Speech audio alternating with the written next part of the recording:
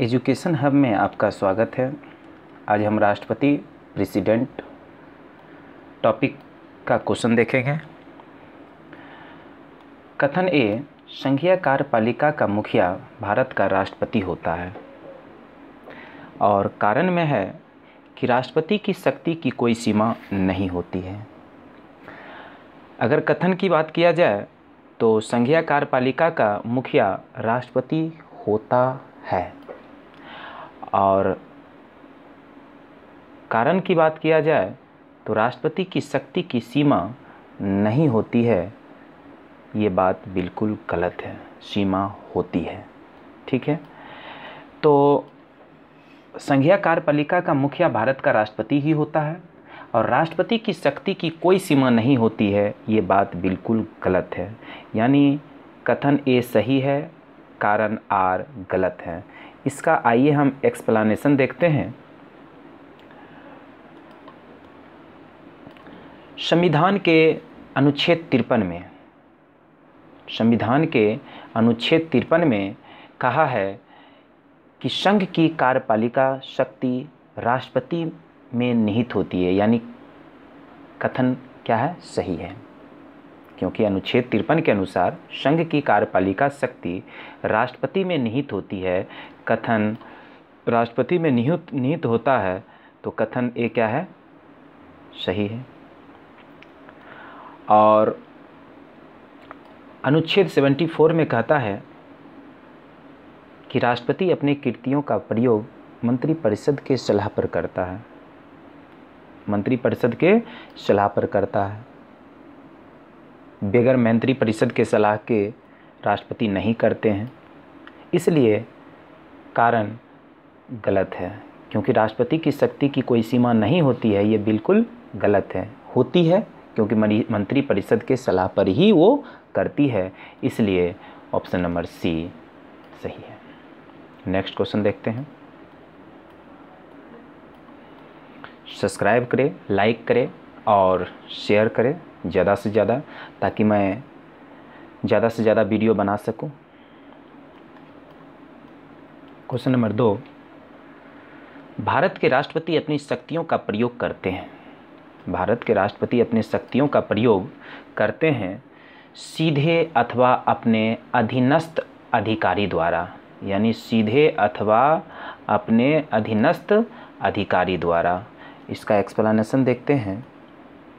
अनुच्छेद 52 कहता है कि भारत का एक राष्ट्रपति होगा। अनुच्छेद 52 में कहता है कि भारत का एक राष्ट्रपति होगा और अनुच्छेद 53 कहता है कि संघ की कार्यपालिका शक्ति राष्ट्रपति में निहित होगी और वह इसका प्रयोग संविधान अनुसार स्वयं या अपने अधीनस्थ अधिकारी के द्वारा करेगा। यानी अनुच्छेद 53 के अनुसार भारत के राष्ट्रपति अपनी शक्ति का प्रयोग कैसे करते हैं, सीधे अथवा अपने अधीनस्थ अधिकारी द्वारा करते हैं। आपको अनुच्छेद तो याद रखनी होगी, क्योंकि बहुत से अनुच्छेद पर ही क्वेश्चन पूछे जाते हैं। क्वेश्चन नंबर 3 देखते हैं। भारत में नए राष्ट्रपति का निर्वाचन किस प्रकार होता है, यानी प्रत्यक्ष रूप से होता है, राज्यसभा के सदस्यों द्वारा होता है, लोकसभा के सदस्यों द्वारा होता है, कि अप्रत्यक्ष मतदान से होता है। ठीक है, तो इसका आंसर हो जाएगा अप्रत्यक्ष मतदान। तो एक्सप्लेनेशन देखते हैं इसका। अनुच्छेद 54 के अनुसार, यानी अनुच्छेद 54 में राष्ट्रपति के इलेक्शन के बारे में बताता है, उसके प्रोसेस के बारे में बताता है कि निर्वाचन मंडल के सदस्य द्वारा राष्ट्रपति का चुनाव होता है। अब बात जानते हैं कि निर्वाचन मंडल में होता कौन कौन है। तो निर्वाचन मंडल में संसद के दोनों सदस्य होते हैं, जो कि एक लोकसभा है और एक राज्यसभा है। दोनों निर्वाचित सदस्य राष्ट्रपति के चुनाव में वोट देंगे, यानी संसद में 2 सदन जो है, एक लोकसभा है और एक राज्यसभा है। दोनों का निर्वाचित सदस्य ही राष्ट्रपति का वोट देंगे। दूसरा पॉइंट, राज्य विधानसभा के निर्वाचित सदस्य, जो राज्य विधानसभा है उसका निर्वाचित सदस्य राष्ट्रपति के चुनाव में वोट देंगे। तीसरा पॉइंट, दिल्ली और पुडुचेरी विधानसभा के निर्वाचित सदस्य, और दिल्ली और पुडुचेरी विधानसभा को होगा उसका भी निर्वाचित सदस्य राष्ट्रपति के चुनाव में वोट डालेंगे। मनोनीत सदस्य वोट नहीं डालेंगे। जो राष्ट्रपति के द्वारा जो मनोनीत सदस्य होता है वो मनोनीत सदस्य राष्ट्रपति के चुनाव में वोट नहीं डालते हैं। यानी राष्ट्रपति का चुनाव निर्वाचन मंडल के द्वारा होता है। तो हम कह सकते हैं क्या, जनता राष्ट्रपति के निर्वाचन में प्रत्यक्ष रूप से भाग नहीं लेती है, क्योंकि हम यहाँ देख रहे हैं कि राष्ट्रपति के चुनाव में निर्वाचन मंडल के द्वारा किया जाता है, जिसमें संसद के दोनों निर्वाचित सदस्य, सदन के दोनों निर्वाचित सदस्य, राज्य विधानसभा के निर्वाचित सदस्य और दिल्ली पुडुचेरी के विधानसभा के निर्वाचित सदस्य जब शामिल होते हैं तो जनता तो शामिल होते नहीं हैं। इसलिए हम कह सकते हैं कि जनता जो है प्रत्यक्ष रूप से शामिल नहीं होते हैं निर्वाचन में। तो इसका मतलब इसका मतदान जो है और प्रत्यक्ष रूप से होता है। इस प्रकार राष्ट्रपति का निर्वाचन अप्रत्यक्ष रूप से होती है। सॉरी, यहाँ मिस्टेक है, प्रत्यक्ष लिखा गया, यहाँ क्या हो जाएगा, अप्रत्यक्ष होगा। क्या हो जाएगा, अप्रत्यक्ष होगा, अप्रत्यक्ष होगा।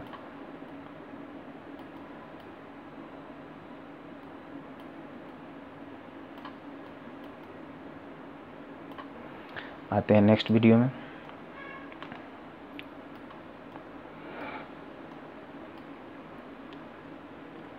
भारत का राष्ट्रपति अप्रत्यक्ष निर्वाचन से चुना जाता है।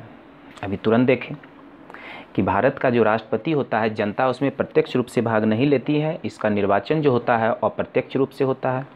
ये बिल्कुल कथन सही है। कारण देखते हैं। एक निर्वाचन मंडल की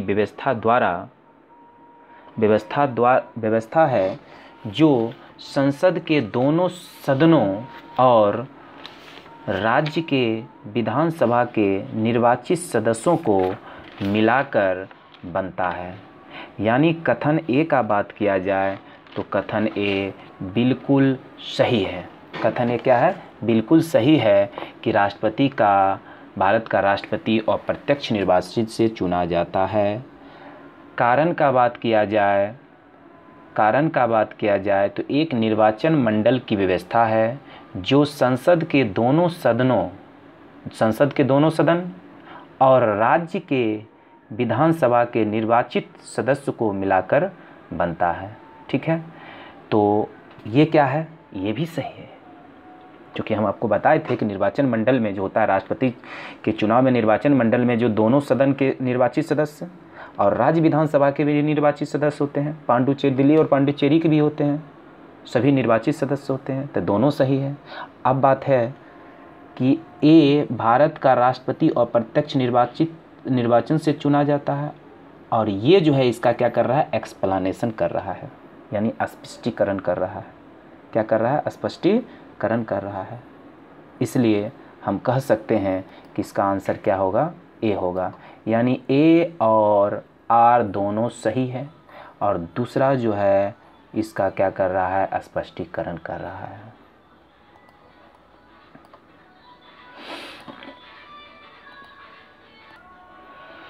भारत में राष्ट्रपति का चुनाव किया जाता है, तो राष्ट्रपति का चुनाव भारत में कैसे होता है, आनुपातिक प्रतिनिधित्व के अनुसार। राष्ट्रपति का चुनाव आनुपातिक प्रतिनिधित्व के अनुसार एकल हस्तांतरणीय प्रणाली द्वारा और गुप्त मतदान द्वारा होता है। यानी इसका चुनाव जो होता है एकल हस्तांतरणीय प्रणाली द्वारा होता है। तो इसलिए क्या हो जाएगा, ऑप्शन बी सही है।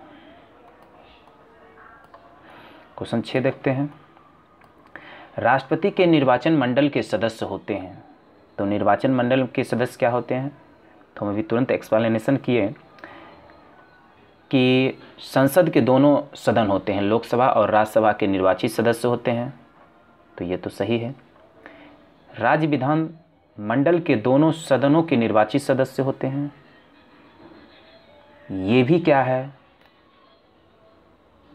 राज्य विधानमंडल के दोनों सदन के निर्वाचित सदस्य होते हैं।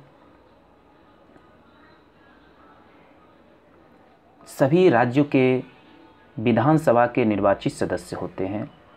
दिल्ली और पुडुचेरी विधानसभा के निर्वाचित सदस्य होते हैं। ठीक है, तो इसमें से कौन सही है कौन गलत है, आइए देखते हैं। संसद के दोनों सदनों के निर्वाचित सदस्य, सही बात है, लोकसभा और राज्यसभा के दोनों निर्वाचित सदस्य होते हैं। राज्य विधानमंडल के दोनों सदनों के निर्वाचित सदस्य, अब राज्य विधानमंडल में दो सदस्य, कौन कौन, दो सदन होते हैं। तो एक होता है विधानसभा, एक होता है विधान परिषद। तो विधान परिषद राष्ट्रपति के चुनाव में भाग नहीं लेता है। कौन लेता है, तो विधानसभा के निर्वाचित सदस्य ही राष्ट्रपति के चुनाव में भाग लेते हैं। इसलिए, और सभी राज्यों के विधानसभा के निर्वाचित सदस्य, ये तो सही है, और दिल्ली और पुडुचेरी विधानसभा के निर्वाचित सदस्य, ये भी सही है। यानी हम कह सकते हैं कि क्वेश्चन ऑप्शन नंबर 2 क्या है, ये गलत है। इसलिए गलत है ऑप्शन नंबर 2 क्योंकि विधान परिषद जो होता है वो, जिसको आप एमएलसी कहते हैं, वो राष्ट्रपति के चुनाव में भाग नहीं लेते हैं। तो 1 सही है, 3 सही है और 4 सही है। आइए हम देखते हैं एक्सप्लेनेशन। अनुच्छेद 54 के अनुसार, यानी अनुच्छेद 54 के अनुसार निर्वाचन मंडल के सदस्यों द्वारा निर्वाचन किया जाता है।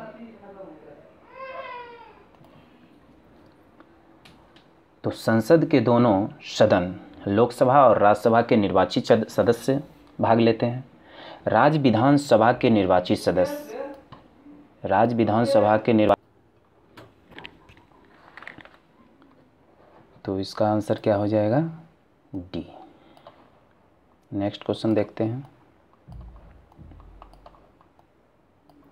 भारतीय संविधान के 70वें संशोधन द्वारा भारत के राष्ट्रपति के चुनाव में जिन 2 केंद्र शासित प्रदेश को भाग लेने का अधिकार दिया गया वे कौन हैं। यानी 70वें संविधान संशोधन द्वारा जो है वो दिल्ली और कौन है, पुडुचेरी है। दिल्ली और पुडुचेरी को 70वें संविधान के 70वें संशोधन द्वारा ही राष्ट्रपति के चुनाव में भाग लेने का अधिकार दिया गया था। आइए एक्सप्लेनेशन देखते हैं। दिल्ली और पुडुचेरी विधानसभा के निर्वाचित सदस्य को राष्ट्रपति चुनाव में वोट डालने का अधिकार दिया गया संविधान के किस संशोधन द्वारा, तो 70 यानी 70वें 70 में संविधान संशोधन 1992 1992 द्वारा अंतः स्थापित किया गया, जिससे कि दिल्ली और पुडुचेरी विधानसभा के निर्वाचित सदस्य राष्ट्रपति के चुनाव में भाग ले सकते हैं। तो option number B. Next question है, निम्नलिखित में से कौन भारत के राष्ट्रपति के निर्वाचन हेतु निर्वाचक गण सम्मिलित नहीं है। यानी उसके चुनाव में कौन सम्मिलित नहीं है। तो हम बात किए थे कि राष्ट्रपति के चुनाव में संसद के दोनों सदन के निर्वाचित सदस्य, मनोनीत सदस्य नहीं, निर्वाचित सदस्य, यानी लोकसभा और राज्यसभा के निर्वाचित सदस्य और राज्य विधानसभा के निर्वाचित सदस्य और दिल्ली और पुडुचेरी के राज्य विधानसभा के निर्वाचित सदस्य। लेकिन इसमें कह रहा है कि कौन सम्मिलित नहीं है।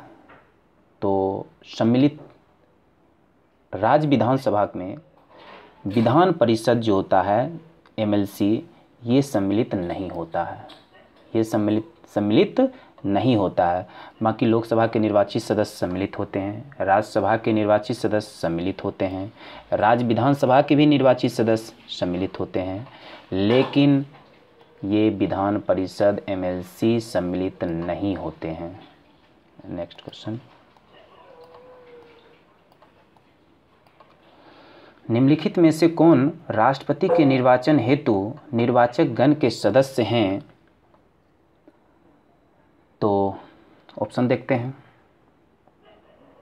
संसद के दोनों सदनों के सभी सदस्य, राज्य विधानसभाओं के सभी निर्वाचित सदस्य, संघ राज्य क्षेत्रों की विधानसभा की सभी निर्वाचित सदस्य, सदस्य सभी राज्यपाल तथा उपराज्यपाल। तो हम आपको बताए थे कि संसद के दोनों सदन लोकसभा और राज्यसभा के निर्वाचित सदस्य शामिल होते हैं, सभी सदस्य शामिल नहीं होते हैं। अगर बात किया जाए ऑप्शन 1 में तो सभी सदस्य के अंतर्गत निर्वाचित सदस्य और मनोनीत सदस्य भी आ जाते हैं। तो इसलिए ऑप्शन 1 क्या है, गलत है। राज्य विधानसभा के सभी निर्वाचित सदस्य, ये सही है। संघ राज्य क्षेत्र की विधानसभा की सभी निर्वाचित सदस्य, ये भी सही है। और राज्यपाल और उपराज्यपाल तो सम्मिलित होता ही नहीं है, इसलिए 2 और 3 सही है। तो इसके हिसाब से ऑप्शन बी 2 और 3 केवल सही है। आइए एक्सप्लेनेशन देखते हैं।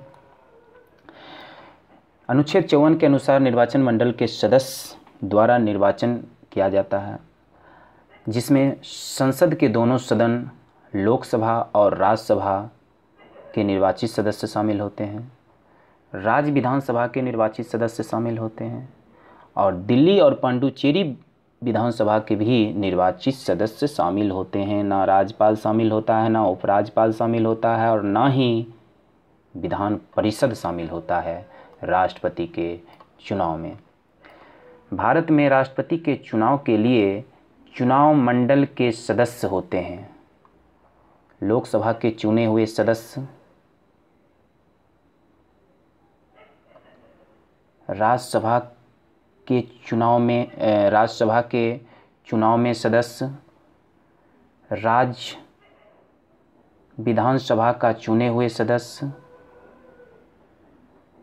राज्य विधान परिषद के चुने हुए सदस्य। तो आपको पता है कि एमएलसी राष्ट्रपति के चुनाव में वोट नहीं डालते हैं, यानी लोकसभा का डालते हैं, राज्यसभा का भी सदस्य डालते हैं, और राज्य विधानसभा का भी सदस्य डालते हैं, यानी चुने हुए सदस्य, राज्यसभा के चुने हुए सदस्य, राज्य विधानसभा का भी चुने हुए सदस्य। तो 1 सही है, 2 सही है और 3 सही है, इसलिए इसका ऑप्शन क्या होगा, सी होगा। तो ही है अनुच्छेद 54 के अनुसार दोनों सदन लोकसभा और राज्यसभा के निर्वाचित सदस्य, राज्य विधानसभा का भी निर्वाचित सदस्य, दिल्ली और पांडुचेरी का भी निर्वाचित सदस्य शामिल होते हैं। तो गाइज, अगर आपको वीडियो पसंद आया तो शेयर करें, लाइक करें, सब्सक्राइब करें, ताकि मैं ऐसा ही वीडियो बनाकर अपलोड करते रहें। धन्यवाद।